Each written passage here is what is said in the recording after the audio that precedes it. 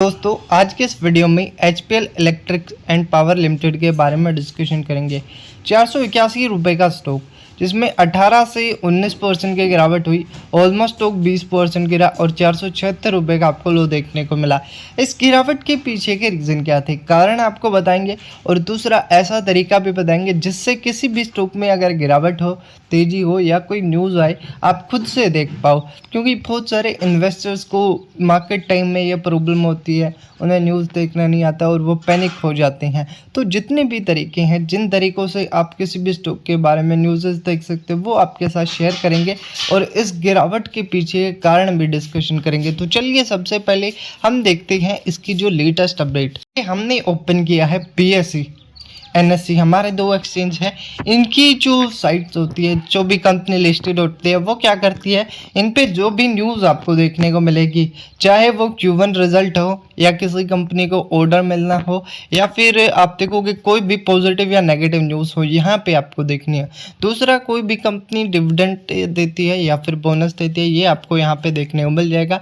इससे आपको क्लैरिफाई हो जाएगा स्टॉक में अगर गिरावट आई है तो क्या नेगेटिव न्यूज़ आई है। बाकी जो आप देखोगे 18% की एचपीएल के अंदर हमें गिरावट देखने को मिल रही है, इसके पीछे का एक कारण है इसकी जो प्राइस बैंड है वो है 20% की, और दूसरा जो सबसे बड़ा कारण है इसके Q1 रिजल्ट देखोगे। देखिए अगर कंपैरिजन किया जाए प्रीवियस ईयर के क्वार्टर से तो 2 से 2.5% की गिरावट रेवेन्यू में, और प्रॉफिट देखोगे वहां पे 8% का जंप।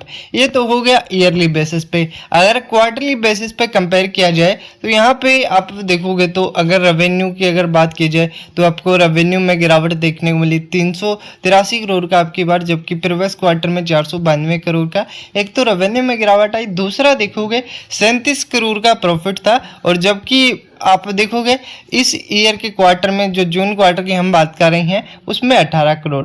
तो क्वार्टरली बेसिस पे जो वीक रिजल्ट आया ना, जिसके चलते आप देखोगे स्टॉक में हमें ये गिरावट देखने को मिली और इन्वेस्टर्स ने पैनिक सेलिंग की है और कहीं ना कहीं बड़े प्लेयर्स की भी एंट्री हुई। तो ये रहे गिरावट के रीजन। कि आप ब्रीफ में ये रिपोर्ट भी देख सकते हो 14 अगस्त की सेलिंग के पीछे का रीजन। देखिए बाजार स्थिर रहा, बाकी आप देखोगे प्राइस बैंड इसका 20% का था और निचला स्तर जो छुआ वो भी आपको बताया गया, और एक सप्ताह में 15% पिछले सप्ताह की बात है, और इस महीने में कुल 22% से ज़्यादा की गिरावट हो गई।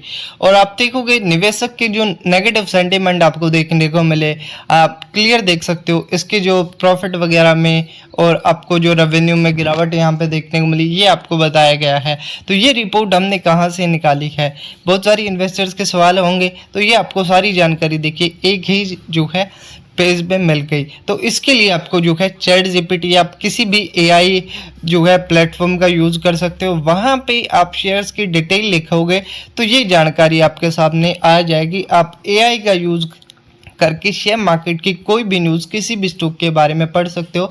बाकी एचपीएल के बारे में कोई बाय सेल रिकमेंडेशन नहीं है। अब हम देखते हैं इसका डाटा।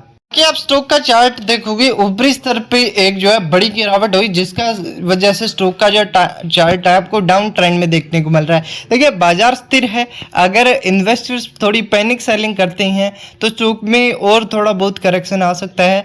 बाकी ये रिजल्ट का जो थोड़ा बहुत नेगेटिव इम्पैक्ट होता है वो एक ही सेशन में होता है। बाकी रिकवरी करने की स्टॉक ने कोशिश की है। सपोर्ट यहाँ पे 500 रुपये के आसपास का बन रहा है, 505 510 रुपये के आसपास का।